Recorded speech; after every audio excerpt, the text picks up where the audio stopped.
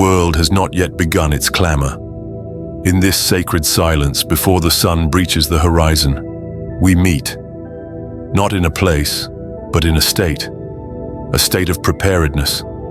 This is not about armoring ourselves against the day, but about awakening the sovereign power within, the only power that can truly decide what will and what will not affect us.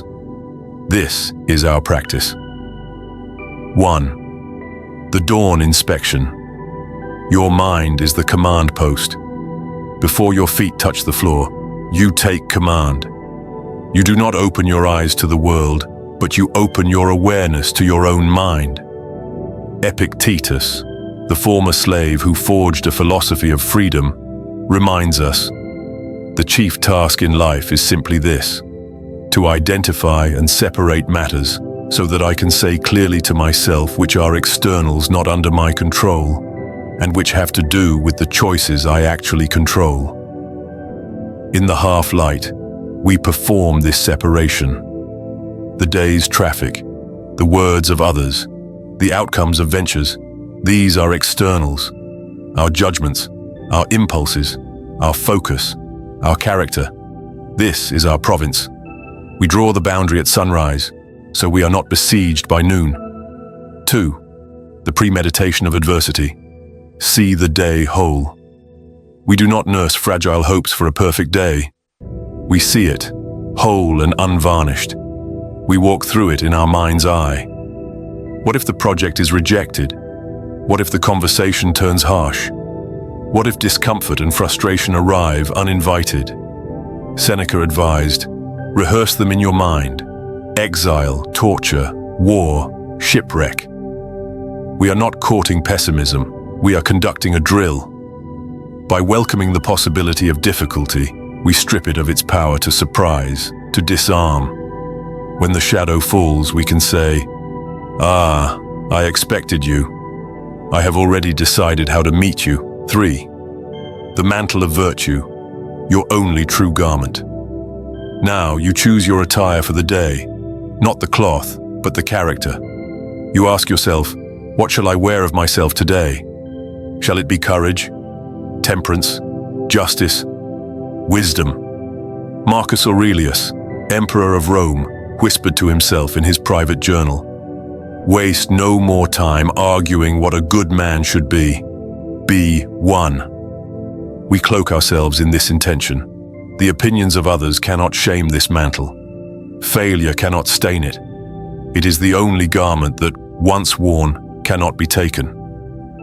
4. The economy of attention. Your glance is a treasure. You step into the world. It will scream for your glance, your outrage, your precious focus. It will offer you spectacles of anger, theaters of gossip, prisons of comparison. Here we practice severe economy. We remember the words of the modern Stoic scholar. Your attention is the most sacred currency you possess. Spend it on what is worthy, on what is within your sphere of virtue. We look past the provocation to the principle. We look past the insult to the human being behind it, flawed as we are. We guard our inner forum as a temple. 5. The art of consent. What you allow to take root. Events will happen. A harsh word is spoken. A plan collapses. The first spark of anger or panic ignites. This is the critical moment, the space between the event and our reaction. In that space lies our entire freedom. Epictetus gives us the key. It's not what happens to you, but how you react to it that matters. We do not have to consent to the rising fury. We can observe it, see it as a natural but misguided signal, and choose a different path. We say to the destructive emotion, "You are an impression, and not necessarily the truth. I do not grant you assent." 6. The view from above. The cosmic retort to ego. When the pettiness of the world feels large, the slight, the rivalry, the minor catastrophe, we perform an act of mental levitation. We rise. We see the city from above, then the continent, then the blue marble of earth hanging in the vast, silent dark. Marcus Aurelius practiced this. You can rid yourself of many useless things among those that disturb you, for they lie entirely in your imagination. How many have not even heard your name? Our turmoil shrinks to its true size. The drama that consumes us is a whisper in the cosmic story. This is not to diminish our life, but to place it in context, to free us from the tyranny of the momentary. 7. The transformation of obstacles.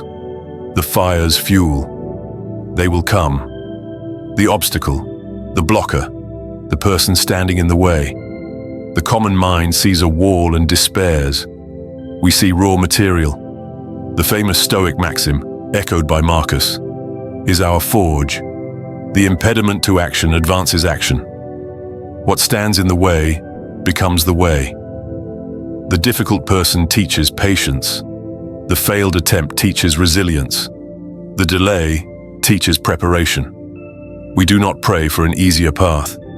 We pray for the strength to use the stones on our path to build our foundation. 8. The evening memento mori. Let this animate, not paralyze. As the light fades, we do not shy from the ultimate truth. We are finite.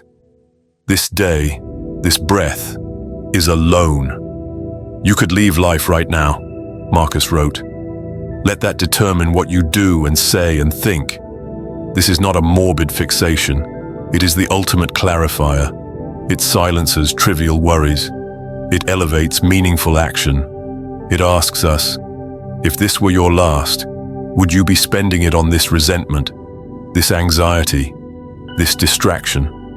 It makes every honest effort sacred, every kind word essential.